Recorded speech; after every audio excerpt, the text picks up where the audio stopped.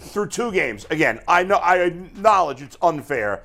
I don't see anything that makes me think this guy's going to be the quarterback of the future. That's how I see it. Hopefully next week goes better for him, but he was not even close to good enough yesterday. Easily could have had 3 or 4 interceptions, and I think we would be talking much differently about him right now. Another week, another heartbreak for the Cleveland Browns. After a disappointing loss to the Pittsburgh Steelers, the pressure on Cleveland's quarterback situation has never been higher. Fans are voicing their frustrations, analysts are weighing in, and now the question on everyone's mind is Dillon Gabriel really the answer? Week after week, Gabriel's performance has been under scrutiny, and his struggles are raising serious doubts about his ability to lead this team. But with Cleveland's playoff hopes hanging in the balance, the franchise is being forced to ask the hard questions. Is Dillon Gabriel the future of the Browns? Or is it time to make a move? The rumblings have started, and the pressure is mounting on head coach Kevin Stefanski. Yeah, I think just the big focus for us, Mary Kay, is we have to be better in all areas, players, coaches, you name it. Obviously, Dillon is in his second start. Some good things to build off of. He's learning just like all young players are. Despite the mounting pressure, Stefanski remains unwavering in his support of Dillon Gabriel. In a recent press conference, he emphasized that his focus is on Gabriel's development, stating that the young quarterback is still learning and will continue to improve over time. Stefanski refrained from placing any blame on Gabriel, reinforcing his belief that patience is key for a player at this stage in his career. However, this stance isn't resonating well with fans or analysts, and as the losses pile up, the pressure on Stefanski to make a change only intensifies. While all of this going on, players are frustrated by the offense and the scheme of play Stefanski is playing. Myles Garrett is speaking out against head coach Kevin Stefanski, expressing frustration over the team's repeated losses and what he calls Stefanski's negligence in not having Shedeur Sanders on the roster.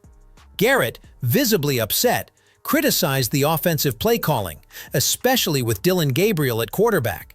He mentioned how draining it is to lose in the same way over and over.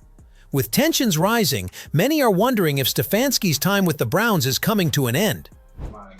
Yeah, it's frustrating. It's frustrating. To lose the same way every time, it's frustrating as hell.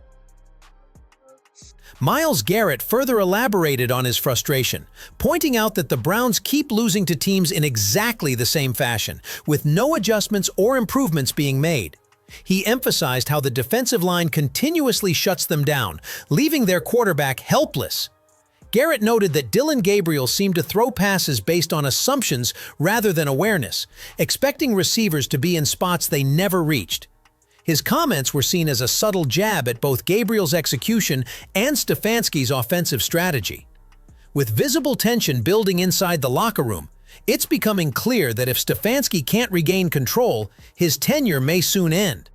No, the script's pretty much the same. If you want to, stop us to the D-line front, they've gotten chunk formation.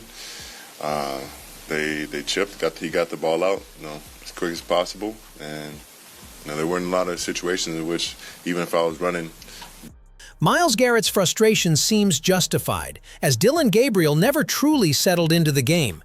As the match wore on, his performance began to deteriorate. His accuracy slipped, and throws that were once on target started drifting off course. While he did manage to throw 2 touchdowns in the first half, when it came time to seal the win, Gabriel couldn't step up. His struggles with size and positioning on the field became more apparent as the pressure mounted, making it increasingly difficult for him to lead the Browns to a successful finish. Now, all eyes are on Stefanski, with many questioning why Dillon Gabriel is failing to lead the team, especially since he was Stefanski's choice as the starting quarterback. The concern is legitimate, given that Gabriel received the majority of the reps, while Shedeur Sanders was relegated to the second and third teams.